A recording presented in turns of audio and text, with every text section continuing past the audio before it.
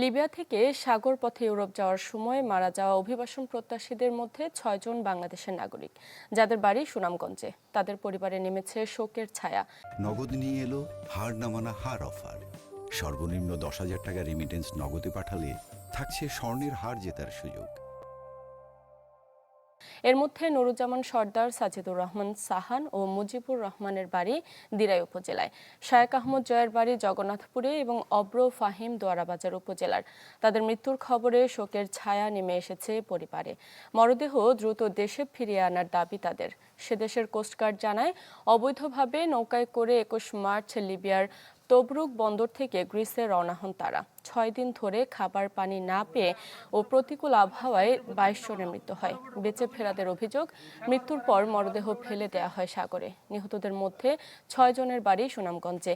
জীবিত উদ্ধার করা হয় ২১ বাংলাদেশিকে। তাদের পরিচয় এখনও জানা যায়নি। দর্শকের নিয়ে আরো বিস্তারিত খবর জানাতে সুনামগঞ্জ থেকে যোগ দিচ্ছেন আর জুয়েল। জুয়েল, সেখানকার পরিবেশ কেমন দেখছেন? একই জেলার ৬ জন মারা গেছেন, কি বলছেন পরিবারের লোকজন?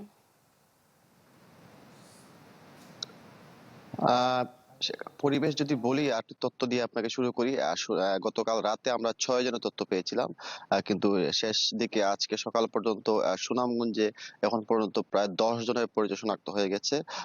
সুনামগঞ্জের প্রায় জগন্নাথপুর, দিরাই, ছাতক, দোয়ারা সহ প্রায় ১০ জন, যে যে ১৮ জনের যে মৃত্যুর খবর পেয়েছিলাম তার মধ্যে ১০ জনই সুনামগঞ্জের। বলা যায় আসলে সুনামগঞ্জ পুরো জেলা জুড়ে একটা সুখের এবং বেশ স্তব্ধ মানুষজন। কারণ হচ্ছে ১৮ জনের মধ্যে সুনামগঞ্জে ১০ জনের মৃত্যু হয়েছে এবং দিরাইতে দিরাই উপজেলায় একই গ্রামের ৪ জন মৃত্যুর খবর আমরা পেয়েছি। পরিবারের সাথে আমরা অনেক কথা বলেছি। তারা আসলে গেল ৩ দিন আগে তাদের সাথে যারা গ্রিস যাওয়ার পথে যিনি মৃত হয়েছেন তাদের ৩ দিন আগে কথা হয়েছিল সর্বশেষ, এবং সেইখান থেকে একজন খবর জানানোর পর আসলে পুরো এলাকা জুড়ে সুখের মতন বিরাজ করছে প্রত্যেকটি উপজেলায়। এবং আরো যারা আসলে নিখোঁজ রয়েছেন অনেকেই আমরা শুনেছি নিখোঁজ পাওয়া যাচ্ছে না। অনেকেই আসলে যোগাযোগের চেষ্টা করছেন, কিন্তু সেই হিসাবে বলা যায় সুনামগঞ্জে যে মৃতের যে সংখ্যা সেটা আরো বাড়তে পারে।